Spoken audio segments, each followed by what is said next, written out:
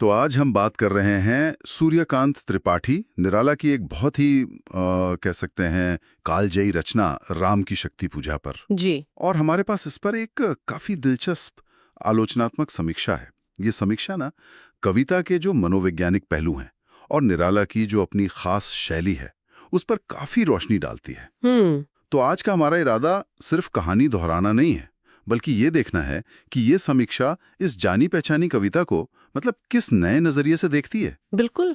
और ये जरूरी भी है क्योंकि निराला को समझना वो सीधा नहीं होता हमेशा। सही बात है। अच्छा, समीक्षा शुरू ही ऐसे होती है कि कविता हमें रामायण के युद्ध कांड में ले जाती है। हाँ। लेकिन यहाँ कुछ अलग है। राम जिन्हें हम ईश्वर मानते आए हैं वो यहाँ काफी गहरे मानवीय द्वंद्व, शक और यहाँ तक कि निराशा से घिरे दिखते हैं। बिल्कुल।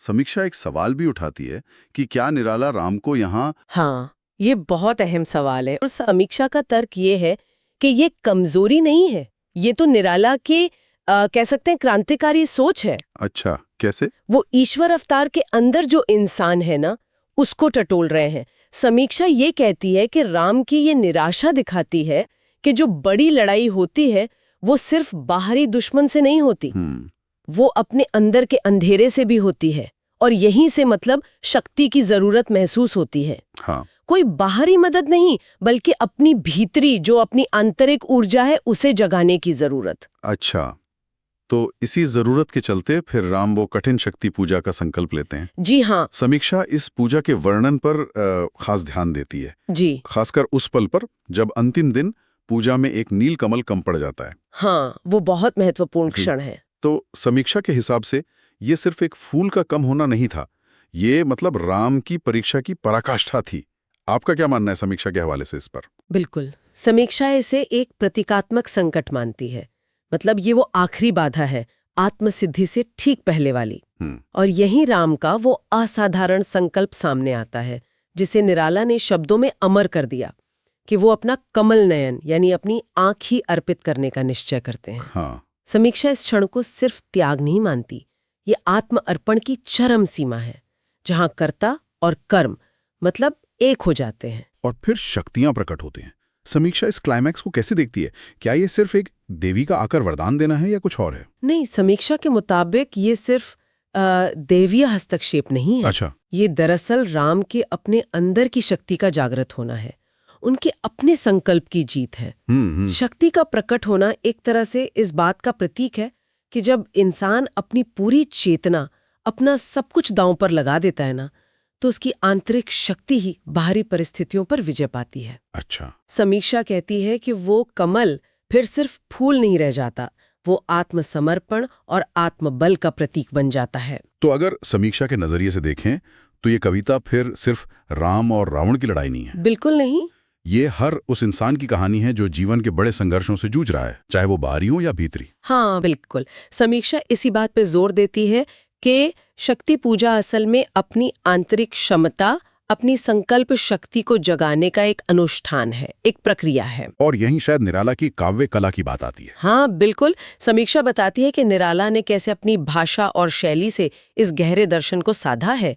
उनकी भाषा देखिए संस्कृत निष्ठ है, पर उसमें ओज है, ऊर्जा है। हाँ, बहुत शक्तिशाली भाषा है। और नाटकीयता भी है। और वो जो मुक्त छंद का प्रयोग है, समीक्षा का तर्क है कि ये छंद राम के मन की उथल-पुथल, उनके विचारों का जो वो अनियंत्रित प्रवाह है ना, उसे दिखाने के लिए एकदम सही था। अच्छा, मतलब छंद की मुक्ति विचारों की मुक्ति को दर्शाती है। हाँ, एक तरह से ये पारंपरिक छंदों के बंधन से मुक्त होकर भावनाओं को बहने देता है। समीक्षा में उस प्रसिद्ध पंक्ति का भी जिक्र है, पुण्य की चाह नहीं, अब नहीं पाप का भय, दैन्य दुख क्लेश का नहीं भार, नहीं अब कोई भी अभिलाषा शेष। समीक्षा इसे किस तरह देखती है? समीक्षा इसे राम की उस मानसिक स्थिति का शिखर मानती है जहां वे पूर्ण अनासक्ति मतलब डिटैचमेंट को प्राप्त कर लेते हैं। ये निराला की जो प्रयोगधर्मिता है और उनकी जो दार्शनिक गहराई है उसका सबूत है। समीक्षा कहती है कि निराला ने पौराणिक कथा को सिर्फ दोहराया नहीं, बल्कि उसे आधुनिक मनुष्य की जटिलताओं को, उसके अस्तित्व के संकटों को समझने का एक माध्यम बनाया। ये कविता किसी पूजा विधि का वर्णन भर नहीं है। तो क्या है? ये आत्मसंघर्ष से आत्म साक्षात्कार तक की यात्रा का एक मनोवैज्ञानिक दस्तावेज है, एक तरह से। वाह! तो निष्कर्ष के तौर पर समीक्षा इस कविता को कैसे आंकती है? इसका महत्व क्या बताती है? देखिए, समीक्षा का निष्कर्ष यही है कि राम की शक्ति पूजा मनुष्य की अदम्य इच्छा शक्ति, उसके संकल्प और उसकी जो आंतरिक ऊर्जा है, उसी की गाथा है। ये दिखाती है कि असली शक्ति मंदिरों या वरदानों में नहीं, वो हमारे अपने भीतर मौजूद है। निराला हमें समीक्षा के अनुसार ये संदेश देते हैं कि जब तक हम पूर्ण समर्पण और आत्मबल से प्रयास नहीं करते, बड़ी से बड़ी चुनौती पर विजय पाना नामुमकिन है। और ये संदेश आज भी उतना ही प्रासंगिक है ना, जितना तब था। बिल्कुल, बहुत प्रासंगिक।